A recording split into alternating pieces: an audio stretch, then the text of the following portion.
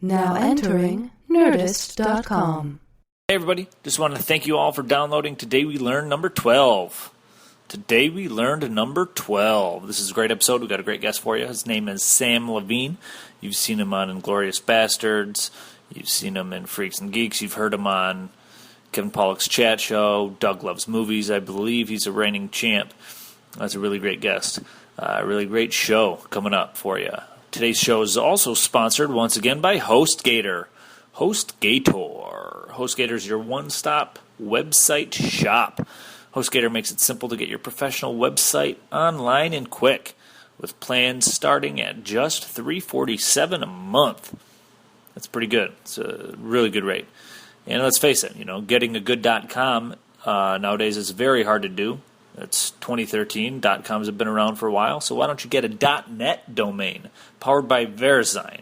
.net domains powered by Verisign, on the other hand, still has a ton of awesome names. So get a .net. So once you have your .net, you have your domain. Now it's time to build your website. Use HostGator's drag-and-drop builder or WordPress. No need to code. HostGator makes it easy for you. Get your site up and running with just a few clicks. So make sure to head over to HostGator.com, buy some hosting, get some .nets, and use the coupon code LEARNED30 to get an extra 30% off and help support the show.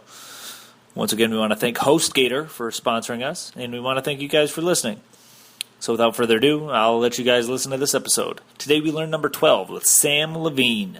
Today we learned. Gentlemen, let's broaden our minds.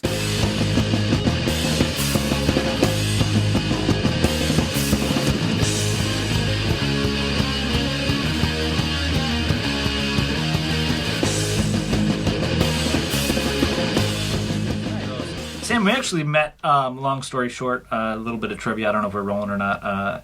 Whether or not we are, it doesn't matter. Oh, we're always rolling. I used to live in Orlando. What? And you filmed Sydney White down there. Sure did. And I was an extra on that movie, and my buddy worked in locations. Oh. We chummed around on set and went to a couple of shitty UCF bars or whatever. Yeah. Back in the day. Years ago. That was like 8 years ago. I had a mustache. That was 2007. 2007. What year is it? 2013? So that's 7 years ago? 6 years. I'm not a mathematician. 7 years if we round up. 6.5. It was April. We'll round up. March, April of 07. So that was, I'm glad to have you on the show. I'm happy to make be your acquaintance here. the second time, and likewise, many moons later.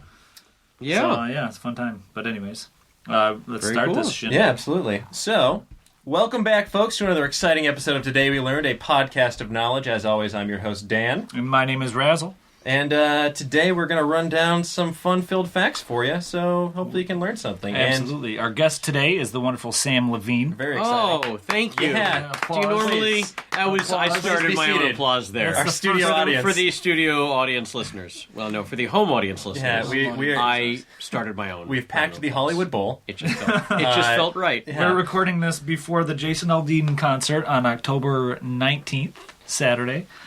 He's about to take the shit. It's weird there were only 4 people in the audience for that, but they're huge Aldean fans. It's like Zack Attack. You got to build that crowd. So, Sam, obviously we know you from Freaks and Geeks, Kevin Pollak chat show, and Inglorious Basterds, but we like to start off the show by getting a fact that we might not know about you. So, or maybe just something you learned recently. It doesn't have to be about you. So is there something I'll give you one about me. Okay. I enjoy throwing playing cards. Really? With speed and accuracy, and my party trick that I've been yelled at for is I can throw a playing card and make it stick into the outer layer of a watermelon. That is awesome. I was about to ask about watermelon, so I'm glad you brought them up. Yeah. Oh, wow. So you're awesome. You're like a tier below Gambit once you can charge them with kinetic energy. I am a tier below Gambit, no kinetic energy, no Cajun accent. You just need to start eating more gumbo. I guess so. That's how he got hit. Now, his accident. The outer layer of a watermelon, like the rind, like the green part. Yes. Now, so if you peel the watermelon, right, and it was just the red, red, whatever that's called, the watermelon, yes, the melon flesh, the melon flesh. Could you throw it through it? I don't know the speed, because I see people pierce bananas. If it were like a super thin layer of it, I could probably get it through there. Yeah. Now, how Nice did you thin get into sliced that? watermelon? How did you learn? Because there's hand motions and all that. Right, it's the kind of thing. Well, it starts off in a sad way, Yeah. which was I was really sick when I was a kid, Okay. and I was in hospitals and home in bed a lot, and like not Okay. allowed to move around, and so I would put a trash can across the room. Okay. And I would just have my father's been he loves playing poker and games with cards, so he always had tons and tons of old decks Okay. laying around. So I would just take them all up to my room and just chuck cards across the room to try to get them in the trash can. Okay. So I spent years of my youth with just kind of just booting them across the room, not really so much for speed, but just like learning how to throw one that, it would land 10, 15 feet away. And then as I got older, I got more interested in like, hitting for speed and accuracy. Yeah, that's cool. So very Groundhog Day. Like Very Groundhog Day, yeah.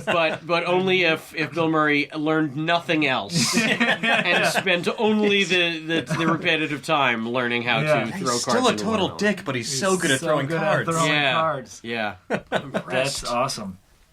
That's awesome. Do you find is it always bicycle cards? Have you branched out to like Magic the Gathering cards? Is there a preferred? I prefer bicycles, but every now and then I'll get to throw plastic playing cards like Ken cards or Copags. Those can do some damage. Yeah, I bet. That's like a throwing star. It's for special assassinations. Yeah. Special melons only. Absolutely. Like one of those. Have you about seen these those, in Japan? They have these heart-shaped watermelons. Have you guys seen square Oh, watermelons? yeah. I have seen that. They do that for stacking, and because there's like not enough room to ship and all that, so they grow these fruits in with the these special stackable molds, crates. but they're also like $90. They're Yeah. so expensive. Yeah. Well, I mean, I can't imagine Japan has a great climate for growing those types of They things. have they've got a wide range of climates, so they can grow a lot of stuff. There's actually, this is apropos of nothing, but in Okinawa there is a theme park called Pineapple Park. And everything is related to pineapples. You ride in a pineapple Jeep. You eat pineapple hard candy. It's not a Pineapple Express theme. No, I wish. It's a SpongeBob theme. Marijuana is super illegal over there. I remember I was there in about 2008, 2009, and some students at Tokyo University were caught with marijuana seeds, and it made national headlines. It was like a huge scandal. What? Yeah. That's so crazy to me because Japan, I can't imagine they have such a hard line on drugs considering their absolute lack of lines when it comes to weird sex stuff. Oh yeah. Well, they put all their eggs in that weird fetish basket. Yeah. There are literally vending machines on street corners with used teenage girl panties in them. Used. And they're like sold out half the time. Yeah. Can you imagine if you get that job? Like, well, you're just going to be soiling these panties, But so the thing you can is, then stock them. They say they say they're teenage girl panties, but who's to say there's not a Who's to say- factory of right. like old dudes? We've just consulted an wiping- expert on the subject. Yeah. I wonder if people have done like DNA testing. analysis just to see. Yeah, you get one of those truffle pigs in there, but just for teen girl panties. There's got to be a guy who's like, I'm the truffle pig version. Yeah. of the I know panty sniffer. teens. I can tell you if this woman was pre or post menopausal. Wow, here we go. Here's a fact. Fine vintage. While we're talking about teen girls here, Go on. here's a fact we got down here. You guys are familiar with the band Peter, Paul, and Mary. Of course. The Sure. folk group. Peter, from Peter, Paul, and Mary, actually served prison time for taking, quotes, improper liberties, end quote, with a 14-year-old girl in 1970. Come on, Peter. Yarrow, his name was Peter Yarrow. Yarrow was convicted of and served 3 months in prison for taking improper liberties with a 14-year-old girl who went with her 17-year-old sister to Yarrow's hotel room seeking an autograph. He has since apologized for the incident, and in quotations on Wikipedia it says, "It was an era of real indiscretion and mistakes by categorically male performers. I was one of them. I got nailed. I was wrong. I'm sorry for it." And listen to this. This is the weird thing is, in 1981, Jimmy Carter granted Yarrow a presidential pardon for the crime, which just blows my mind because I don't care what type of improper liberties you take with a 14-year-old girl. You should not do that, and that's like, you should stay in prison. Like, you shouldn't only serve 3 months. Well, Like, he was a categorically male performer. It was an age of real indiscretion. like, that upset me. Yeah. Like, come on, man. Yeah, like that's He's like why did he need a presidential pardon? yeah. Seemed like he served his time. Jimmy Carter loves PPM. Yeah, Jesus. I guess I don't know what to say, what to make of that. Maybe he and Roman Polanski should high five. Yeah. Well, in their fun puzzle basement. I don't. Yeah. I mean, even so, improper liberties. Like, what is? I guess. Yeah. What does improper liberties mean? That's pretty vague. I'm curious if that's like straight up molesting or not, because I feel like 3 months would be a lot longer if it was more. Actually, he read her diary aloud. Oh, those are improper On liberties. stage. You had no right. Those were my secrets. Yeah. There we go. Now Devin knows how I feel about him. That's funny. But here we go. While we're speaking about presidents, Jimmy Carter, we mentioned Jimmy Carter. Here's something I did not know until recently. And Gerald Ford, believe it or not, who's actually preceded Jimmy Carter. Gerald Ford is the only president to serve as both vice president and president and not be elected to either. He was that's luckiest right. bastard alive. I didn't know this, but his real name is Leslie Lynch King Jr., which obviously you changed that. Great stage name. Great stage name. He's the 38th president of the United States, and he served from 1974 to 1977. And prior to this, he was the 40th vice president of the United States, serving from 1973 to 1974. He was the first person, essentially as of now, and even only person, to be appointed to the vice presidency under the terms of the 25th Amendment after Spiro Agnew resigned, then which he became president when Richard Nixon resigned. So he was he wasn't even elected vice president. Yeah, he's just there to step up to the plate. Yeah, like how does that? Like, That's impressive. Yeah. I feel like if I were ever going to become president, it would happen like that. yeah. Only you would need like 20,000 resignations. Yeah, we're gonna need like a King Ralph situation. Yeah. Boy, that's a deep pull. Where we're somehow like I don't know how it would work, but yeah, maybe I'd have to hold some sort of like local congressman office or councilman, not congressman, like some sort of local council, and in the 110,000th position. Oh no, it's Levine. By then, nobody would even care who's president. They would just be, why are so many people resigning? Yeah. What's wrong with this job? Yeah. Yeah. Oh no, don't wanna there's deal so much with all corruption in politics. All these taxes. Oh, man. Taxes. Spiro Agnew, I'll be honest, I didn't even realize that was a vice president. Like you know presidents, but how many vice presidents can you actually name? Oh, super that into weren't elected? VPs. I could have named Agnew. Agnew? Yeah. Give you Agnew. I can even give you some presidential candidates, some Walter Mondales. Oh, Oh, yeah. I mean, Gotta have your that's Mondales. famous ones who blew it. Yeah, but yeah, Agnew. Well, you got your Dan Quayle from our lifetimes. Our I guess lifetime. it's easier Yeah. to remember them. It's tougher to remember VPs from before you were born. Yeah, like James Garfield. Sure. Who is his second in command? Oh boy, not a chance. Not a chance. Not a Aristotle, chance. look Lost that to up. history. That bathtub. It was the bathtub. Bathtub.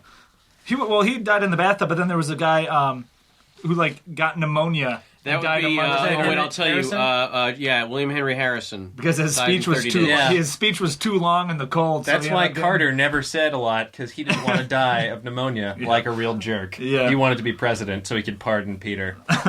Peter Yarrow. Mm-hmm. He was just a huge fan of Puff the Magic Dragon, so he's like, I'm going to pardon these guys. Yeah. When did the pardon come? 1981. 1981, so that was 11 years later. After he'd served a sentence. Yeah. Yeah, so you know at some point, Carter was like, you know what I'm going to do? Someday I'm going to be president, and I'm going to pardon that man. 11 years later. Yeah. That's really That's his version of Old Boy. Now I'm wildly curious to know all the backstory. Yeah, exactly. behind that pardon. Why is they just you gotta find? I'm sure it's on the smoking gun somewhere. Yeah. It'll be like improper liberties means And bullet point. You know, Peter Yarrow was just sitting there, and he's like, "Oh man, it's been 11 years. I'm so glad everybody's forgotten about me. Having liberties with this 14-year-old girl."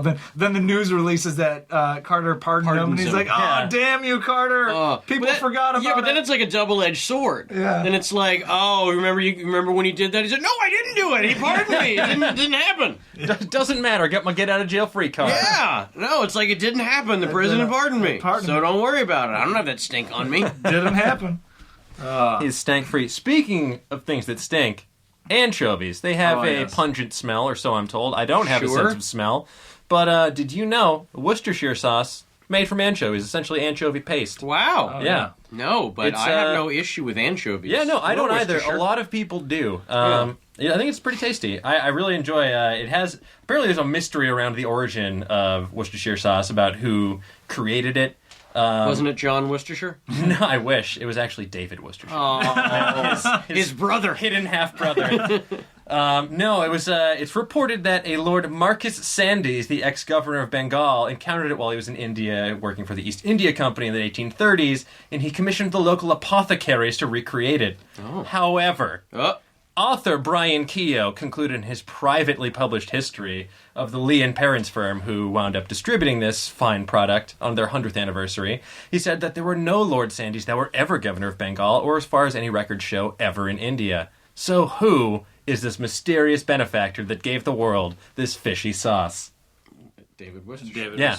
Oh yeah, we established that. I thought we covered this. Yeah, I have short-term memory loss. No sense of smell and short-term memory. Yeah, it's a potent combination. Stop huffing between takes. Listen, these markers are not going to inhale themselves. Right. That's interesting. I love that fact because I'm fairly certain my brother doesn't like anchovies and my father doesn't eat seafood at all. Yeah. And my dad's a huge, during the holidays, he'll make trail mix with Chex Mix and all that, and pretzels, and he'll make big batches of that. And I remember vividly, I'm fairly certain one of the ingredients he uses is Worcestershire sauce. So I'm going to make it a point to be like, hey, that's made out of anchovies, just to ruin his, just to make it again, make it again without Worcestershire sauce, without anchovies. Man, I use it in my my hamburgers. That's it. Up. Yeah. Throw it in the raw meat before I put them on the grill. Very nice. That's interesting. Here are two strange toppings for hamburgers that I promise you are good. I've had other people verify this as well, so I'm not crazy. Is Japanese teenage girl panties one? Yes. No, those are the buns. Oh, nice. But put a little kimchi on top, adds a nice spicy crunch, because it's basically just spicy cabbage. Sure. And here's the weird one, and bear with me on this. Peanut butter on top of a burger. It is magnificent. I can see that. Look, I love peanut butter. Look, to each his own. But I will say this: I grew up in a city called Fort Lee, New Jersey, and over the course of my growing up there, it has a very large Asian population, especially Koreans, and it grew exponentially in the years that I was raised there, which is great. The Korean people who moved there were all wonderful people, very smart. They really raised the bar for all of the white kids in school and made us try harder, and I'm all the more grateful for it. But the problem is, so many of them were first-generation Americans. So many of them came over, my classmates, when they were little kids from South Korea. Gotcha. And so a lot of them, to Americanize themselves, to Westernize themselves, took American first names, but kept their Korean last names.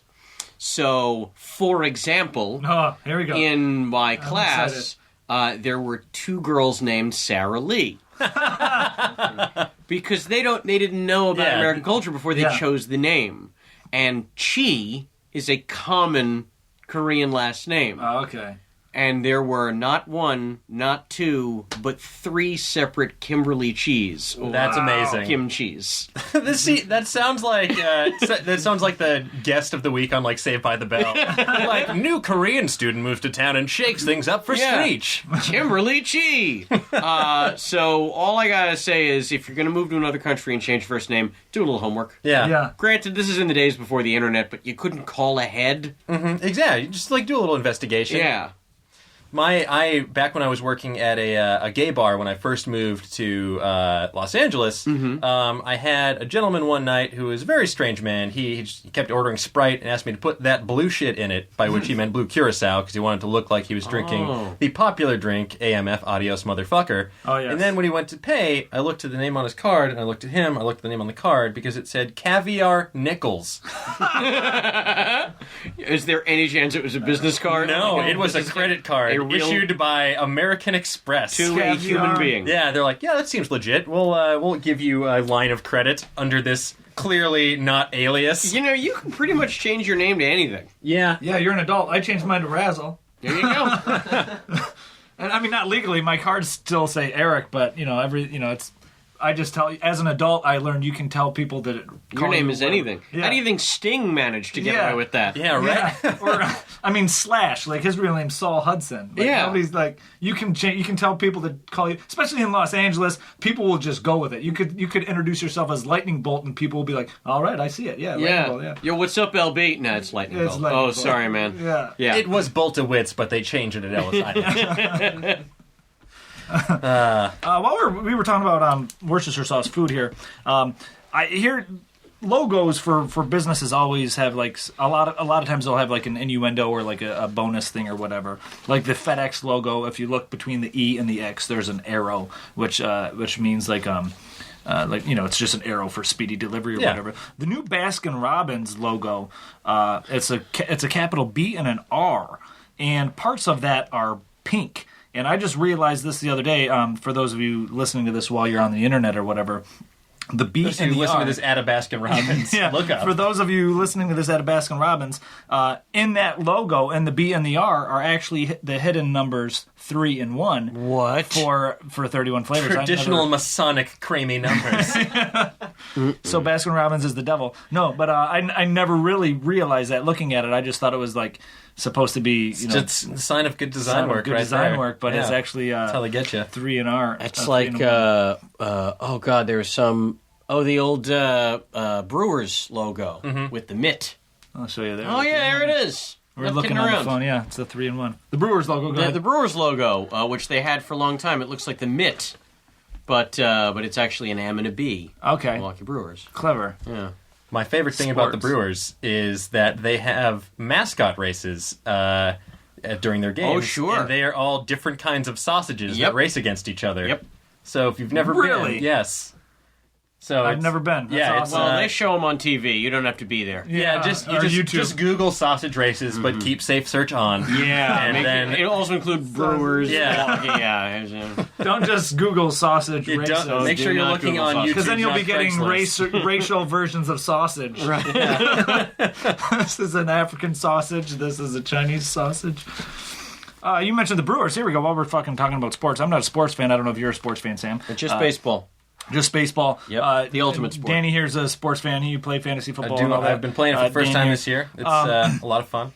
Cool. I myself am not a sports fan, but I have friends who are sports fans, and one particular friend of mine tends to be a fan of Pittsburgh, of those sports teams. Yeah, sure, I'm fairly certain he's from there. He's a Pittsburgher.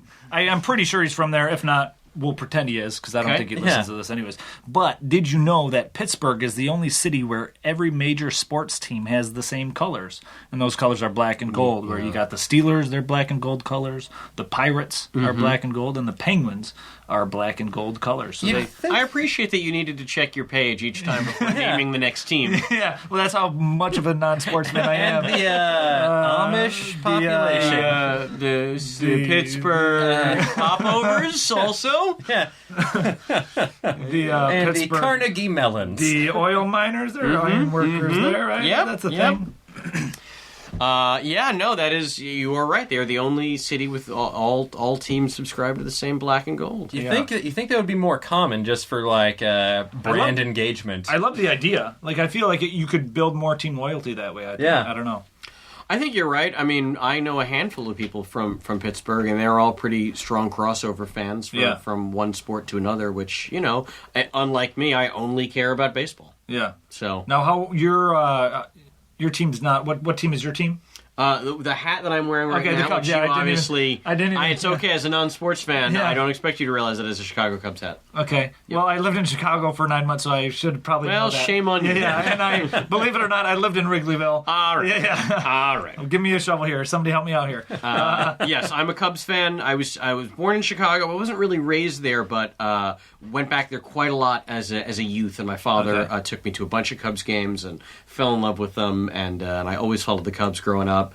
And as a grown person who pays for his own television and satellite TV, it's very easy to continue watching the Cubs. So I love them to death. Yeah, and they didn't do too well this year, did they? Or any other year for the last century. I don't know where you've been. It's all right. They'll have their day. I'm a Red Sox fan, so until 2004, it was just a period of unyielding misery in Boston. Yeah. misery, but still arrogance and anger towards everyone else. Those are two of our chief exports, along with witches and gay marriage. Right. Let's not forget maple syrup. Yes. We take that from Vermont. Although we do have apple cider donuts, if you ever go apple picking in Boston in the fall. Them shits is delicious. I've never been to Boston or apple picking in Boston, but I've consumed apple cider donuts in other cities, and they're pretty delicious. If you get them fresh off the line, it's kind of, when you go to Krispy Kreme and you get one like right off the line, it's like that, but just made. It's so fucking good. It's delicious. Oh, I love donuts. Sign me up. Yeah, so much. I love donuts. So if there's any orchards listening out there, please, we're happy to take your sponsorship in the form of donuts. And the donuts. I know this is not a movie podcast. I don't know how big of a movie nerds. Oh, we are. We're fairly, I was just in London covering the Thor junket. Okay, so chapter 23. The Jared Leto movie where he played Mark David Chapman. He gained a considerable amount of weight. He did. He was pretty big in that movie. He was a big dude in that movie. And I remember in the interviews when he was pushing it, people were asking him, like, what'd you do? He was like, donuts. I ate like a dozen Krispy Kremes every day. Oh, see, I love donuts, but that's a lot of donuts. That's too much. That's too many. That you can't, like, it sounds good to say it out loud. Yeah. Like, on day 3, you'd be just sick. No, I mean, unless you really space that out throughout the day. Yeah. But even then, I feel like in order to really make it official to, like, really gain the weight, I feel like you need to eat, like, 8 of those before you go to sleep just so it really sticks. You'd have to eat Michael Phelpsian levels of calories, but just donuts. I did that recently. I actually went on, like, a very, very limited sugar diet just to see if it would make me feel better, and it didn't that much. No. But like I was having like maybe 5 or 10 grams of sugar a day. That's it, max. Oh wow!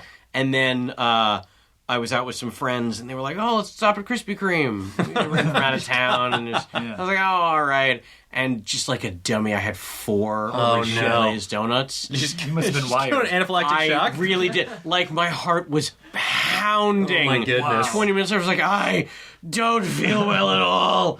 Oh, I need a hospital. Like, it was tremendous shock to my body. Oh, my goodness. Yeah, that sounds... Yeah. I went down bad. See, I have that, like, I'll generally, I'm like, when it comes to caffeine, I'm like Bane. Like, I have a constant supply of caffeine going into my body. It's your venom. That's just... Caffeine's my venom. But there will be, like, I get so immune to it where I need to consume vast amounts to even make it a difference. I'll do, like, a 2-week cleanse where I don't drink caffeine at all. Oh, no. Then, like, at the end of that 2 weeks, I'll drink, like, a rock star. And it throws me through the roof. Oh, Lord. Because it's so just... Up for it's 3 like days. a zip. Yeah. Yeah. It's cheaper than cocaine. Yeah, it is. Not that I know. Hopefully. No, I'm assuming. I've heard it's expensive. I don't know. 7-Eleven keeps jacking up their prices, and with the sales tax as well. Here's a word trivia for you. We like to mix up the trivia on the show, and a lot of the listeners like it when we have trivia about a word or whatever like that. Let's do it. And I don't know if you've ever been telling a story or an anecdote or whatever, and you there's a word you want to use, but you can't place it. You can't think of the word you want to use. That's happened to me many times on this self-same podcast. Yeah, that happens to me pretty much every podcast. Dan has to finish my sentences because I cannot. Alley-oop is still a slam dunk. That's all I'm saying. All right. But the word for that is there's actually a word that is For that phenomenon. For that phenomenon. Yeah. Speak of the devil. That word is lethologica. And the word lethologica describes the state of not being able to remember the words you want. It is a psychological disorder that inhibits an individual's ability to articulate his or her thoughts by temporarily forgetting key words, phrases, names in a conversation. Usually occurs when you're trying to tell a story at a party. What's the longest length of lethologica someone's ever gone through? Because Sarah Palin's may be permanent. Yeah. At that point, I think she's just been, like, lobotomized. Yeah. Wow. Yeah, I would. Well, at least now you parade a doctor out there. Like if some politician has a horrible, public speaking engagement. Yeah. I can't wait for the day that he parades some mental health professional to. Lethologica is a serious condition which affects millions of Americans every day. It affected Mr. Wiener when he was trying to address his children today. And accidentally It was in no way his own fault. It was brought on by abuse as a child. And here we go. The problem is, though, with that term, you're never going to be able to remember it when you're trying to think of the word. And it sounds like it's a self-fulfilling prophecy. I feel like it definitely sounds like a word somebody made up when they couldn't remember a word. Just like, I suffer from lethologica. Yeah, that's what I suffer from. Mm-hmm. Sounds like it was made up just just like, oh, yeah, it sounds serious. No, You okay? no, I know what it is. I saw them in concert. They played Live Aid. yeah. They opened up for Adams over the I feel like they're the kind of band that would open for Dream Theater or like Tool. Yeah. Just like 20-minute organ solos. It sounds like a concept album by Dream Theater. Yeah, we're just like hyper orchestral math rock. It's a side project. Yeah. Well, since we're on the subject of words, here's another bit of word-based trivia for you, and no Lethalogica required. Typewriter. Tom Hanks is a fan of them, but that's irrelevant. We're here on Nerdist, as you may know. Yeah. Something. Anyway, I digress. Typewriter. It is the longest word that can be made using the letters only on one row of the keyboard. Oh, right. Yeah. That's right. And isn't stewardesses the longest word you can type using only one half of the keyboard? The longest word you can type with using just your left hand on the keyboard. Stewardesses. Yeah. Is that correct? Are you Yes, Googling it? I just verified it on Google.com. /search. Wow, so typewriter and stewardesses. Yeah. Yes. Typewriter is the top row. Top row, and stewardesses is just left the hand. left hand. Which All right. I bet someone discovered that while they were searching on RedTube and they were only using one hand at a time. That seems like a discovery you stumble upon and not actively seek. Hey, that's pretty long. I wonder. I wonder what somebody was trying to cheat playing Scrabble or Words with Friends, and they were too busy using what? These are the letters I have. I have 5 S's. However many S's. I feel like stewardesses has 5 S's. I don't know. So, shifting gears a little bit, Sam, let me ask you this: about how long did it take you to get from your point of origin to Meltdown today? Did you hit any traffic? I hit virtually no traffic. Virtually no traffic? That's Yeah. good. That's good because, Los Angeles is known for having quite a bit of traffic. I believe we still rank number 1. Yeah, 405, I think, was voted the worst free/highway in the country. I don't know which one it is, but it's the worst in both. It is the worst. Yeah. But it can always get worse, and that's an important thing to keep in mind, because in 2010, in China, there was a 9-day-long traffic jam. Yes. That's right. I remember that made headlines. Yeah, this is pretty brutal because traffic slowed down for over 100 kilometers, 60 miles. The whole thing lasted about 10 days total, and I think they rounded it down to 9. And cars could only move about a kilometer, which is 0.6 miles per day. Some drivers reported being stuck in traffic for 5 days straight. Yeah. That is truly horrific. Yeah. And you're stuck, so it's not like you can get off at an exit. Well, no, here's the thing that happened. So this... what happened was a duck crossing, right? Yeah, there was just there was many goddamn ducks in China. Yeah, on their way to Peking. On their way to be eaten. Yes. There was a spike in heavy trucks heading to Beijing and maintenance workers on the road that already reduced road capacity by 50%. Then traffic at the time was about 60% past the highway's design capacity. So it was a real perfect storm of math, but. To your point about being stuck in the car, you can't get out. No. Miniature black market economies sprung up on the side of the road, so people would start selling them bottles of water, cup noodles, things like that. But water was sold about 10 times its normal price, and cup noodles, instant noodles, the price of that tripled. So these were some real opportunistic jerks. Yeah, well, and in order to make cup noodles, you need water. Exactly. That's how they get you. That's where you get. One time I got stuck in a 5-day traffic jam trying to get from Santa Monica to Silver Lake. Yeah. at 5:15 on a Friday. God help you. And I spent $300 on a Cliff Bar. Yeah. Because you got to do what you got to do. Although it's too many carbs. I'm just gonna wait. Well, it was all that was available. Yeah. Well, and I talked the guy down from 450. By the way. There's expert haggler on our hands. Just saying. You would fit in nicely in a Chinese traffic jam. This is what I haggled him down to only 7 times the inflated price. That sounds like a Chinese traffic jam. That sounds like some sort of ethnic slur, but it isn't. That's when a bunch of people get out and do the fire drill at once when they're at a traffic light, and they get into the wrong car. Well, I don't know this family at all. This is what baffles me about a 10-day traffic jam. For one, you'd think it was a 10-day traffic jam because it kept getting bigger, which means after the 3rd day, people kept getting on the highway. Yeah. And in 2010, the internet was still a thing. No, not in China. No, they censored the words traffic and jam. And jam. Yeah. And ducks. Like, because anytime I need to go somewhere across town, I'll look on G-Maps, Google Maps, Of and course. find out how the traffic is and which route I should take. So it baffles me that the Chinese, during this 10-day traffic jam, not even half of them decided to look or call, knew about this traffic jam happening, so they just kept getting on the highway. Thinking, I can't believe they weren't on Weibo. Take an alternate route. Weiboing about it. Do you know what I mean? I get that there's maybe not that many highways. I've never been to China or wherever. So you've got to see its highways. I don't know their road system or anything like that, but I got to imagine.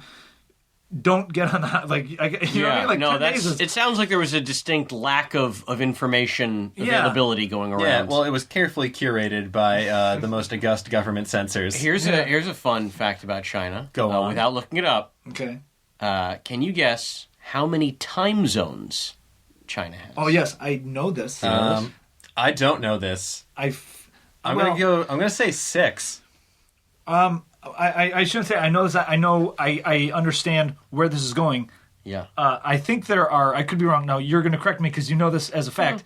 But I think there are 3 of them, but they only adhere to one. So China spans across the country itself, is located within 3 or however many the correct answer is, but they only adhere to actually one time zone. One is correct. So these places are both in time and out of time. That is correct. They're like miniature Doctor Who episodes. Now, do you know how many it's actually in between? Because it's China. I believe China is located within on the globe. On the globe, multiple time zones. Yes, it is. But they only adhere to one. It geographically spans 5 time zones. 5 time zones. So I was close. Yes. Yeah. Take that, China. I'm on to you. It should be 5, but it's just 1. You went over. This is Price is Right rules. Yeah, sorry. Price is Right rules. So sorry. You went over. If it were Big Brother rules, then we both went over, and they would, you would still win. Then my family would be taken as well, and they would lose. No, that's Nazi Germany. Okay. It's very different. Their game shows were the worst. The worst. While we're on the topic of geographical regions, I don't know if anybody's ever driven across the United States or been to Utah or been into desert areas or seen... That was a weird... have you ever been across the United States or Utah? Utah specifically. Well, and the plains regions, or seen, Mission Impossible movies or Metallica music videos where they're playing on the top of these weird desert, things. There was one specifically I remember where they were playing on top of a weird spiral or whatever. Then the new Doctor Who teaser came out for the new Doctor Who. The 50th anniversary special with triple the Doctors. Yeah, and Doctor Who, Matt Smith was on top of this spire of rock. And then in 5 Goes West, they're in the desert and all that, and there's a lot of these things. I'm getting to what they are. Okay. But there, you've seen, what I'm getting at is there's a name for it. It's called a hoodoo. And it's, anytime you see, it's like a plateau, but it's a really skinny plateau in the desert where there's a flat rock on the top. Oh, yes. So it's like a pillar made out of rock and eroded rock with a flat top on the top. It looks like a Super Smash Brothers stage or something like that. Yeah. It's called a hoodoo, and it's also not a Cajun curse, not like a Creole. Not like we're casting a spell or anything. Yes. It's a tall, thin spire of rock that protrudes from the bottom of an arid drainage basin or badland. Hoodoos, which can range from 5 to 150 feet tall, typically consist of relatively soft rock topped by harder, less easily eroded stone that protects each column from the elements. Which is what, Tom so Cruise it's really the stands out. dick of the desert. Yes. That's what you're saying. Exactly. It's giant desert wieners. Giant desert dog. Giant skinny dicks protruding from the ground. They're like stalagmite. Stalagmites, what's mites go up, tights go down. If you think about it, stalag, G for ground, stalac, C for ceiling. Okay, Johnny Clever over here. I like that. Right? That was, please, Johnny Clever was my father. Call me Clever. I remembered it in school by stalactite, meaning if you were hanging from the ceiling, you'd have to hold tight. Oh, okay. And mites are small, so usually on the ground. I guess. I didn't. All you have to remember is one. That is not what the other one comes easy. So hoodoos are essentially giant stalagmites made out of stone with flat tops. I'm a big fan of these alternate names that they are also referred to as. One's called a tent rock, a fairy chimney, or an earth pyramid. I'm going to go with fairy chimney, but I guarantee if you look that up on Urban Dictionary, it is going to be something foul. Very different. Foul. Yes. And so no desert dong. No, Desert Dong is waiting. If anybody listening they were discovered by William Dong. Yeah. If anybody listening has a Wikipedia account, please add Desert Dong to the alternate. Thank you very much. Please go on and add Desert Dong to the alternate phrases there. Desert Dong. Here's a weird bit of trivia about the human body. I don't know if you gentlemen knew this, but the chemical composition of tears varies depending on the emotion or cause of them. Such as there's primarily 3 different types of tears. There's basal tears, which lubricate the eye and keep it clear of dust. There's reflex tears, which results from irritation of the eye by foreign particles or the form of irritant substances, like when you're chopping an onion or that sort. And then there's the crying or weeping tears, which is increased lacrimation due to strong emotional stress, pleasure, anger, suffering, mourning, etc. So there's primarily 3 types of tears in. I didn't include all the ingredients on here because half of the names I couldn't. 2 parts vodka. Sure. But if you look it up on Wikipedia or on the internet, they explain what they're made out of as far as salts and waters and all that from the human body, and all 3 of those tears are all comprised of different ratios and different chemicals. So the 3 different types of tears that the human body has are all made out of different substances. Wow. And what about Le Chiffre in Casino Royale? What are his tears? Yeah, that is there it is. Bit of movie trivia. I don't remember that. Were they blood tears, right? He cried blood. Yes. He was the villain who cried blood. And Here's a disgusting fact about me. Go Absolutely. on. So have you ever seen those weirdos on TV who, like, suck milk up their nose and then squirt it out the corner of their eye? Yes. Oh, I think I remember. I think they had that on that Guinness World Record show back in the day. Yep. Now, I've never actually done that, but I know for a fact I could. Oh, you could. Because there is, and unfortunately, it's not like, oh, I'm so cool. It's like, oh, I'm messed up. There's a tear in my sinus cavity, between my sinus cavity and my tear duct. Okay. Oh, yikes. And so it's super disgusting. Yeah, he cries out his nose. When I have a cold and my face and sinus is totally stuffed and swollen with mucus, and I blow my nose, if I don't completely shut and squeeze my eyes closed, fucking disgusting mucus comes out of the corner of my left eye. That is. There you go, world. There's gotta be. There's gotta be like ladies. The line forms to the left. This is one cavity you won't want to get fixed. There's got to be like a horror movie where that can come in handy, like casting for, looking for real too attractive, looking for people that can cry mucus out of their eyes. Yep, that's what I got going on. That's what I bring to the table.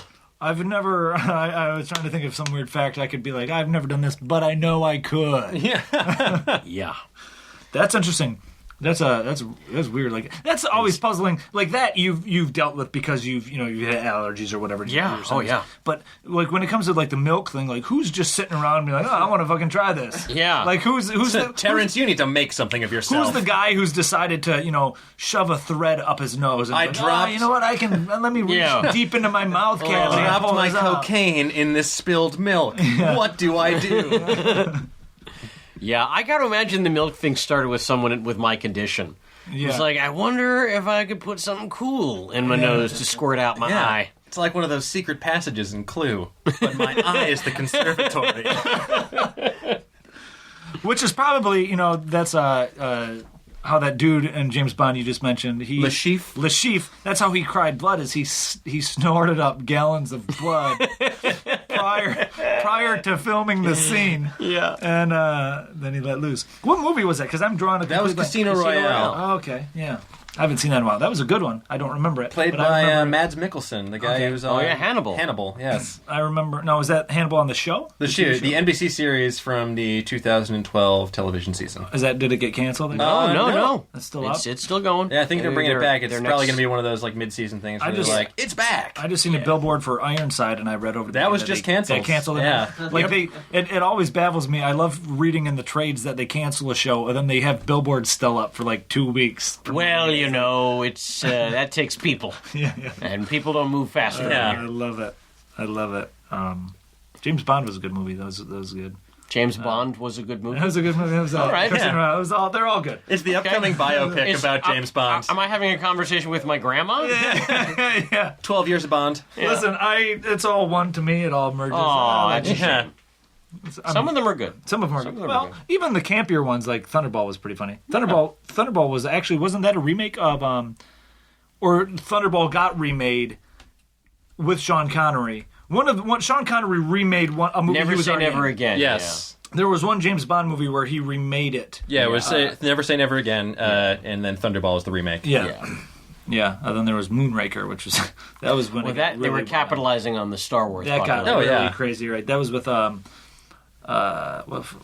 the second James Bond was it? Who's in Moonraker? That was not Sean Connery. It was Roger Moore. Roger Moore, yeah. That was when he got really campy. Like he'd have the boat, the cars that drive into water and drive through the parades. That was when it got really out of hand. This is a little off topic, but speaking of Sean Connery, I was just in London this weekend for the Thor: The Dark World junket. Oh, yes. Interviewing people for that. It was a good time. The movie's good. But I walk into Tom Hiddleston's room to interview him, and he and the whole camera crew in there, they're all doing Sean Connery impressions, which is an amazing thing to walk in on anywhere. It doesn't matter who's doing it, just like a great thing to walk in on. Yeah. And Tom Hiddleston's asking, like, what was the prison movie? There was a great line in there. So I decided to jump into the frame, like, winners go home and fuck the prom queen. And then he, without missing a beat, shifts into a Nicolas Cage and tells me, Sheila was the prom queen. Oh, wow. I was like, you are... please, just cover yourself in Oscars right now. Please tell me that. Please tell me their cameras were rolling. I will find out. I just dropped off my footage this morning. Man, I hope they were rolling. If there is, I asked him for a Zardoz one, but he unfortunately has not seen the film. The gun is good. The penis is evil. I've never seen that movie, but I know the cover and the poster, and I really want to watch it. That's the movie he made because he did not want to make another James Bond movie. Really? Like, he made that purposely, just be like, fuck you, I'm doing Zardoz. Yeah, that was his Jessica Biel gear spread. Yeah. I've also read that. That's interesting. I've read that now. Usually when he's hired, it's in his contract that you cannot mention that to him on set. You can't talk about Zardoz. He's like, I don't want to talk about it. Like, so no. he made it because he didn't want to be typecast as or do another Bond, but yet he regrets making it. Yeah, Well, he's retired anyways. Like, he doesn't do any more movies. He's not doing any more he's movies. out. Yeah, he's out for good. He and Gene Hackman, they got a place in upstate New York. Florida, yeah. Gene Hackman Where they listen to people's conversations and try to control the weather and defeat the Avengers. Did Gene Hackman, he lives in Florida now, and he either was riding his bicycle and got hit by a car, or he hit a bicyclist with his car. I'm guessing it's the latter. Yeah. Yeah. Recently. He's in his 80s. I don't see him riding He was a bike. good. Like, I really like Gene Hackman. I kind of wish, like, they got that movie Las Vegas coming out with De Niro and all those guys, and Who were you dressing up as for the midnight premiere? I really wish they did they would make a movie with Gene Hackman, Sean Connery, Robert Redford. Maybe how come all those really cool, great actors couldn't do like a I don't know, because I enjoy all of them. Like, I wish they would do like one last hurrah. Sure, it's not too late. No, get a good pitch out there. Get Gene Wilder in there too. Gene Wilder's awesome. Man, he is awesome. Here, speaking of older actors, this is something that I read recently. One of my colleagues, Kyle Anderson, reviewed the film Escape Plan, the new, which is essentially like the Green Arrow Supermax prison script, but repurposed for Sylvester Stallone and Arnold Schwarzenegger. Yeah. So the combined age of the two lead actors is 133. Holy shit, I love it. That is atrocious. That's brilliant. So yeah, much. I had no idea that Sylvester Stallone was 67 years old. Yeah. 67 years old. In 3 Holy years, shit. Rambo, Rocky, they're going to be 70. 70. Oh, I love it. Yeah, it's just never crossed my mind. I was like, I knew they were. I assumed they were younger. I mean, they look great for their age. Yeah. I just think, it would have been easier to call Tango and Cash too, but Kurt Russell was just unavailable. Kurt Russell, he's filming Fast 7.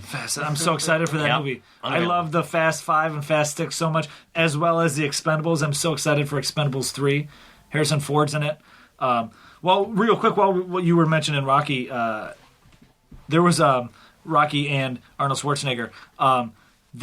After Rocky 4, there was a rumor going around Hollywood, and people were making fun of it, being like, well, he fought the Russians. Now, the only logical person for Rocky to fight in Rocky 5 would be an alien now, would be Rocky going into space and fighting aliens. Yep. So that all got, as a movie. Moonrocker. You might know where this is going. 2 scriptwriters were like, all right, fuck it, we'll write that movie. So they ended up writing a script based around that idea, and that turned into Predator, which starred Arnold Schwarzenegger. Yeah. First, do you also hear about Nick Cave, big time musician? He wrote a script for Gladiator 2.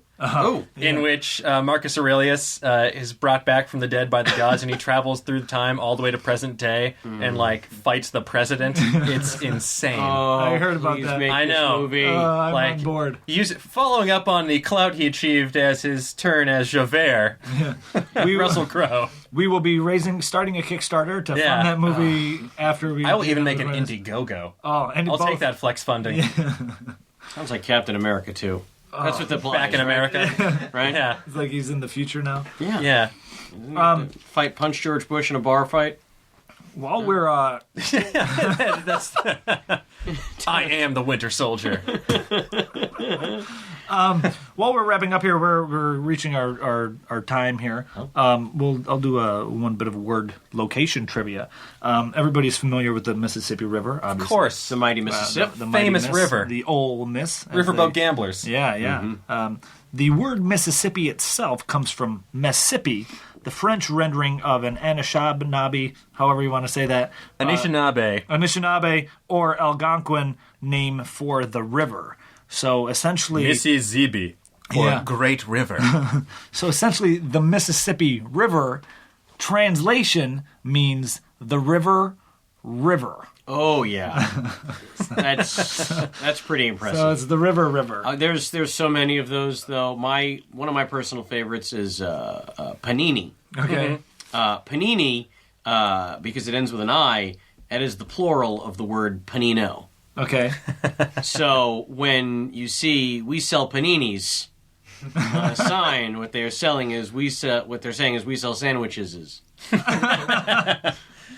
It's not quite in the same category, but I just think it has an enjoyable translation. The word in Japanese for muscle is kiniku, and that translates, if you break it down by each part, that translates directly to energy meat. Oh, which is essentially what muscle is, if you think about it. It's but very English kind of. Yeah, that's exactly. Sounds very like a sci-fi movie, like Soylent Green or something like that. Energy meat is muscle. Energy meat. Oh, that's amazing. I love that. That's hoi polloi. Okay. Yes. The common. So the hoi polloi is the common. The common. Yeah, my friend would get absolutely livid when I would say the hoi polloi. Yeah. So of course I did it at every opportunity. Well, why not? Yeah. Well, I feel like isn't there like Los for Los Angeles means the, right? Mm-hmm. So like anytime there's a sports team of the Los Angeles something, it's like the. Mm-hmm. Yeah. Well, they feel stupid as like hell. Could you not come up with a Los Angeles sport team just then? Isn't that what the problem was? Yeah. Probably, yeah. You've got the Doggers, the Kongs. The Dodgers, the Anaheim Gorillas, the Lakers. Yeah, you've got the Silver Lake Teamsters, Silver Lake Bicyclists, the Echo Park. The Echo Parks. I feel like there's a lot of Echo Park. The Echo Park Taggers. Yeah. They prefer to be called street artists. Oh, excuse me. The Echo Park Banksies. Excuse me. Oh, that's fun. That's awesome. Well, I believe with that, we're reaching our time limit. The child is being lowered into the vat of acid. Oh, no! Last call. It's all right. With Carson Daly is up next, so please don't change that dial. Thank you, Sam. Thank you for joining us. My today. pleasure. This is painless. Yes, that's what we strive for at the bare minimum. Perfect. Yes, I did not endure physical pain. Do you have anything coming up that you want to share with us? Anything where I can find you online? There's nothing in the terribly immediate future. However, you can see me almost every Sunday at kevinpollakschatshow.com. Mm-hmm. We stream live on YouTube. We upload it the next day or so on earwolf.com, on iTunes, YouTube. We've got tremendous guests. We have Academy Award winner Jim Rash coming up this Sunday, the 27th. What a delight he is. What a delight. He is a delight.